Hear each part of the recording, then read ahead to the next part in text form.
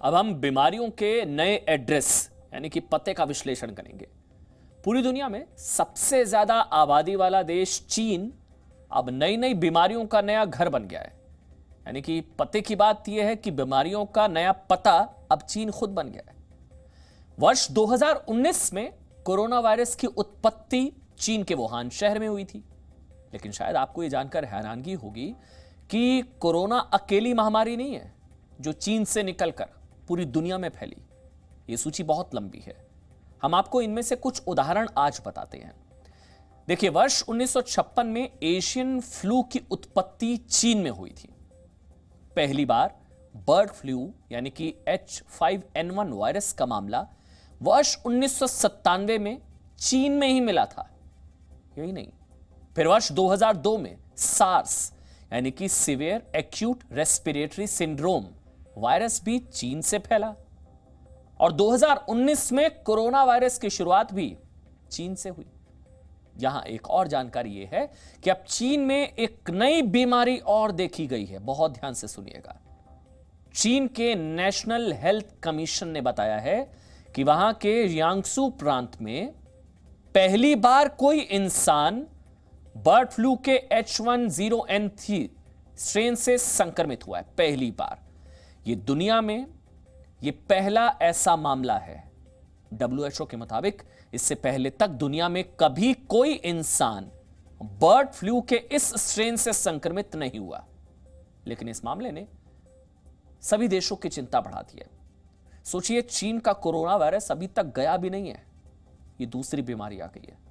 चीन के national health commission ने अपनी आधिकारिक वेबसाइट पर जानकारी दी है कि बर्ड फ्लू के स्ट्रेन से संक्रमित होने वाले व्यक्ति की उम्र 41 वर्ष है और ये व्यक्ति मुर्गी पालन करने से इस वायरस से संक्रमित हुआ। हालांकि चीन का दावा है कि ये वायरस इंसान से इंसान, एक इंसान से दूसरे इंसान में नहीं फैल सकता। चीन दावा कर रहा है, लेकिन हमारा मानना है कि चीन की बातों पर भरोसा करना मुश्किल है, क्योंकि ठीक यही बात उसने तब कही थी जब उसने पहली बार WHO को कोरोना वायरस के बारे में स्थिति स्पष्ट की थी। तब चीन के वैज्ञानिकों ने झूठ बोला था कि कोरोना वायरस एक इंसान से दूसरे इंसान में नहीं फैल सकता। तब भी झूठ बोला था और तब दुनिया चीन के इस दावे को लेकर आश्वस्त थी। लेकिन चीन का झूठ पूरी दुनिया को भारी पड़ा और यह वायरस अब तक करोड़ों लोगों को संक्रमित कर चुका है, लाखों लोगों की जान ले चुका है। बड़ी बात यह है कि बर्ड फ्लू की उत्पत्ति भी चीन से हुई थी और इसके H1N3 स्ट्रेन से किसी इंसान के संक्रमित होने का पहला मामला भी चीन में मिला है। अब सवाल यह है कि चीन में नई नई बीमारियां जन्म क्यों ले रही है। इस सवाल को लेकर मैंने बहुत रिसर्च की और ये रिसर्च दो बिंदुओं पर हमारा ध्यान केंद्रित करती है। दो बिंदुओं पर। पहला कारण चीन के बड़े वेट मार्केट्स हैं। देखिए, वेट मार्केट्स वो होते हैं जहां जानवरों का फ्रेश यानी कि ताजा मीट मिलता है, फ्रेश। दूसरा कारण है चीन में खतरनाक वायरस पर अध्ययन करने वाली लेबोरेटरीज यानी कि प्रयोगशालाएं। इन दो बिंदुओं पर हमारी रिपोर्ट केंद्रित हुई। हम आपको एक एक करके इन दोनों कारणों के बारे में विस्तार से बताएंगे। पहले वेट मार्केट्स के बारे में आपको जानना चाहिए।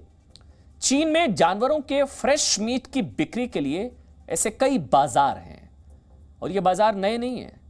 वर्ष 2019 में जब कोरोना वायरस चीन के वुहान शहर में फैला था, तब ये खबरें आई थी कि वुहान वायरस के सी फूड मार्केट से फैला कोरोना। यह भी एक वेट मार्केट है। इस तरह के मार्केट्स में जानवरों को मारा जाता है और फिर वहीं लोग इसे खरीद लेते हैं।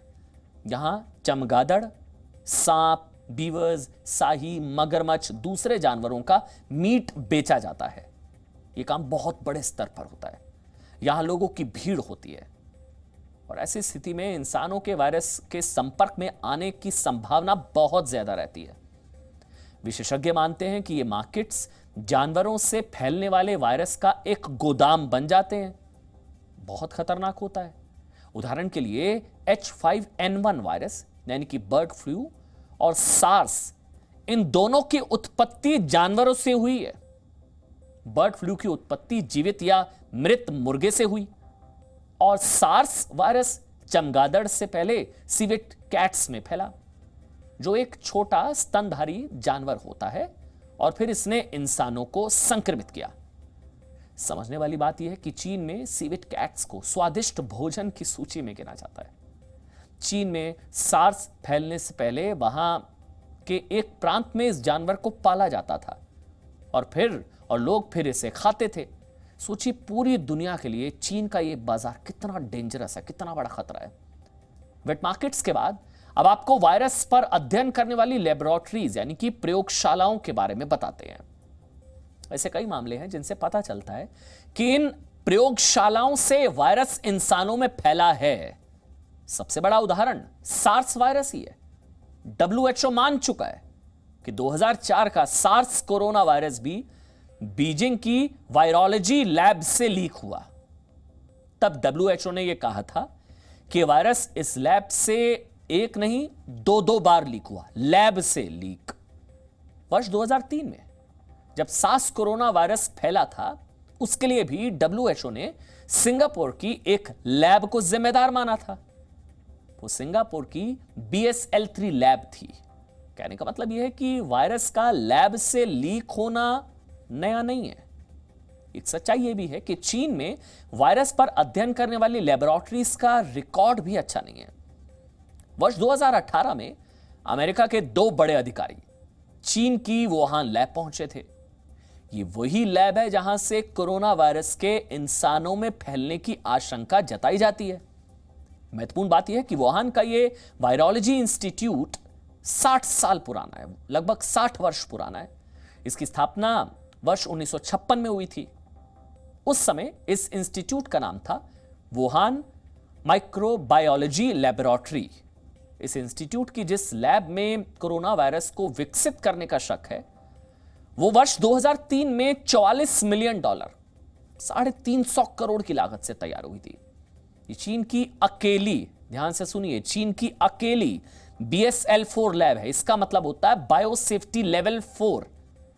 और इस लेवल की लैब में सबसे खतरनाक वायरस पर अध्ययन किया जाता है। लेकिन वर्ष 2018 में जब अमेरिका के 2 बड़े अधिकारी इस लैब में पहुंचे, तो उन्होंने पाया कि इस लैब में वैसे इंतजाम और तैयारियां नहीं है जो वायरस को रोकने में पुख्ता हो, कि वहां से उस लैब से वायरस लीक नहीं होगा। इस तरह के सेफगार्ड्स वहां नहीं है। तब उन्होंने वुहान की इस लैब को लेकर चेतावनी भी दी थी और कहा था कि लैब किसी बड़े संकट का कारण बन सकती है। और देखिए ना, वैसा ही हुआ। ये वो 2 कारण हैं जो चीन को नई नई बीमारियों का घर बना रहे हैं।